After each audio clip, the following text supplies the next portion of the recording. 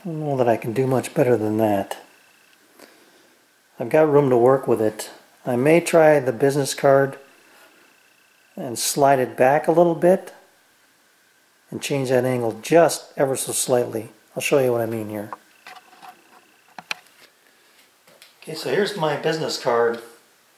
Now I could probably put two of them in up here, but all I'm going to do is slide it back a little bit, effectively changing that angle, making it a little steeper, and we'll make a couple more passes.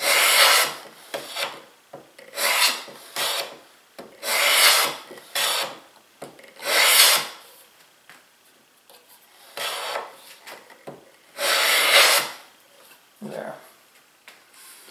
Now we'll check it one more time here.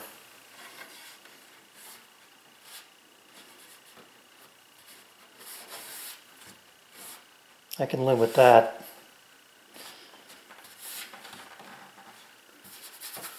I can live with that. Alright, now I need to get it down to length, so I'm a little bit long here.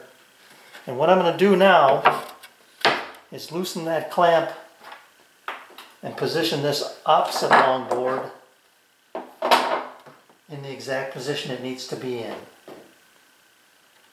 And then drawing this in until I get it exactly correct. Alright, big picture here. Before I undid this clamp, I clamped this piece to the table in two spots. I put a stop up on the end there so that this had something to register against. But I was still very careful when I took that clamp off and not to move anything. So I've got things set where I need them. I'm checking my corner here. Again, just checking this inside mark here. And that looks pretty good to me. Do the old fingernail test. I can't feel any ridges there. So I'm going to go with that.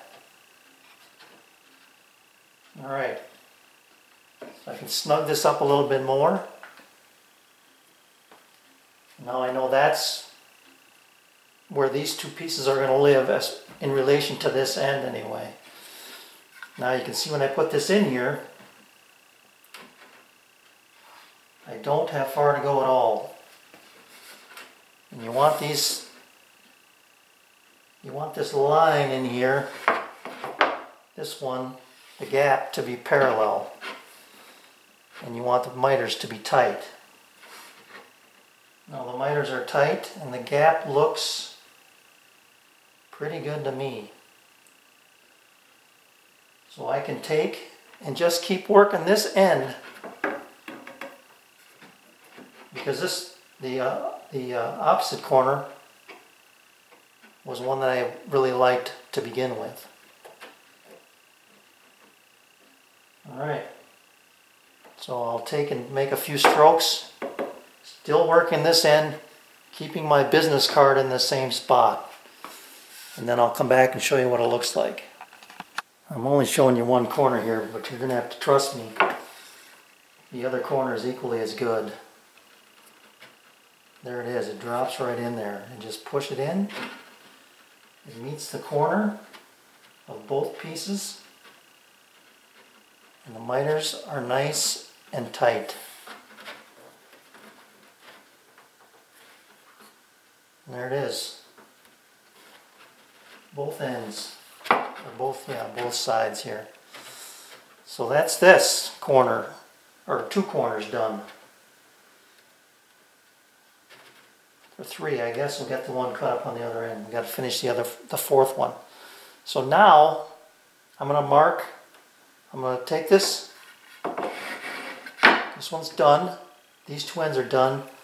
I'm going to mark that far end down there. I'll mark this with a pencil line.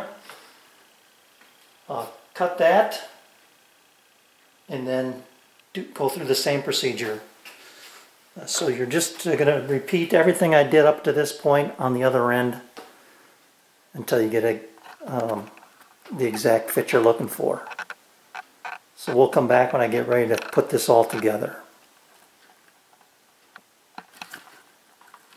one last tip, I guess, before I go.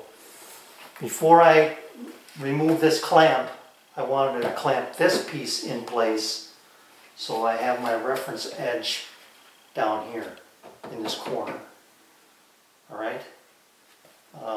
And this one as well. So I've got something to butt these up against now. And so now this is clamped in place, and I can get rid of all these other clamps here.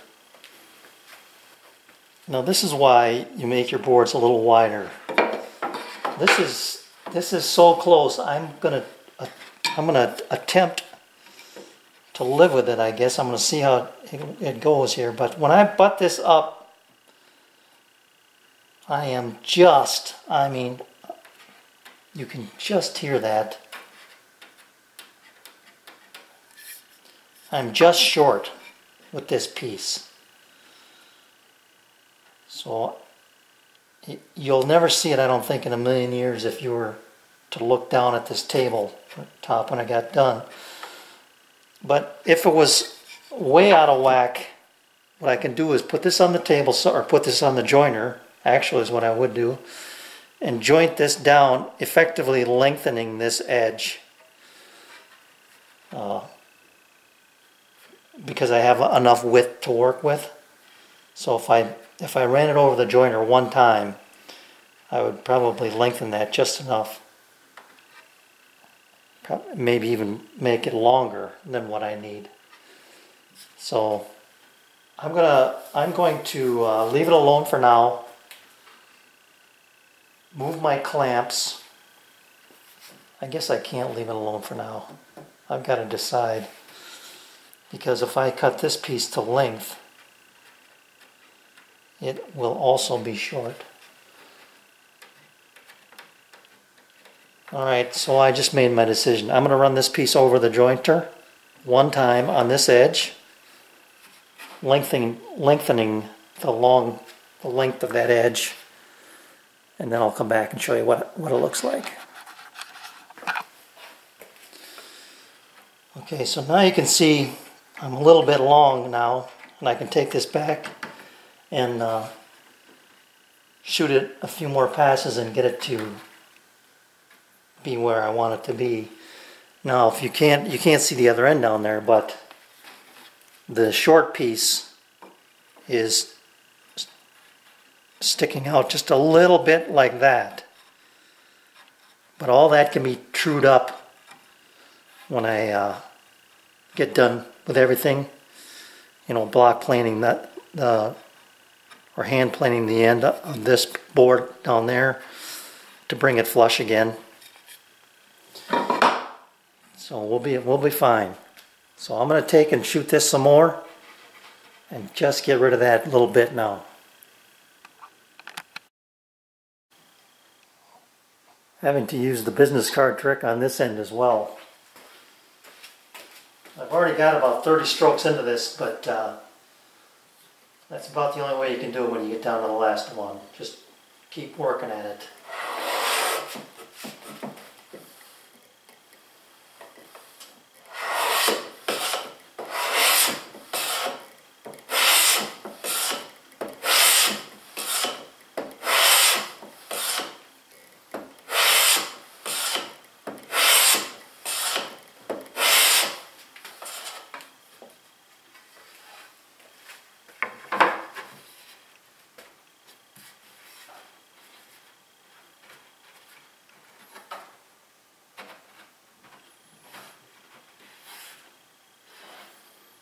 Well, that is really, really close.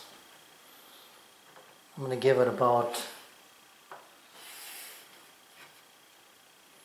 I don't know if I'm going to give it any more strokes here.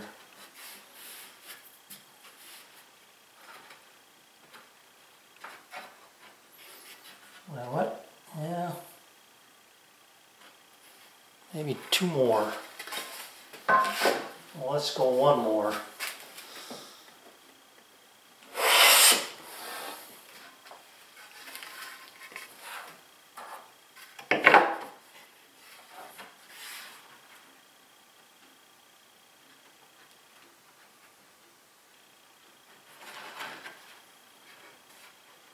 Yep.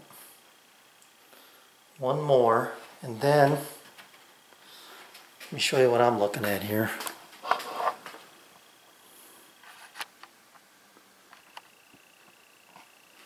And it looks really good at the miter. I've got just a slight gap. If I hold this end in all the way, I got a slight gap right here, which means this has to drop in some more, or I got to cheat a little both ways, which is what I was doing.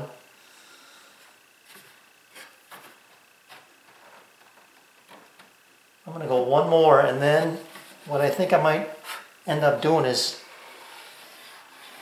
just taking a little bit out of the center with my bench plane to remove the gap on each end there, because it's tight in the middle. So one more stroke and we'll go from there.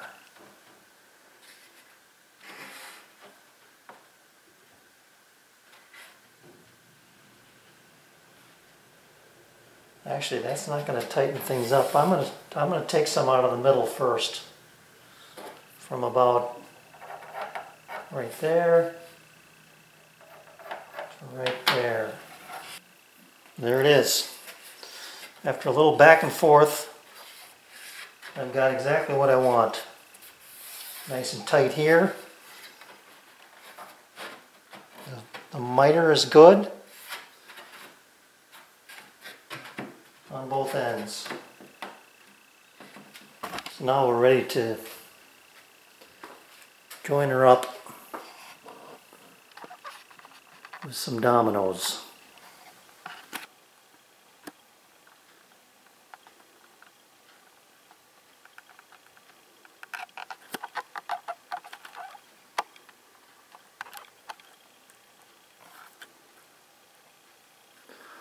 Only a woodworker can appreciate that.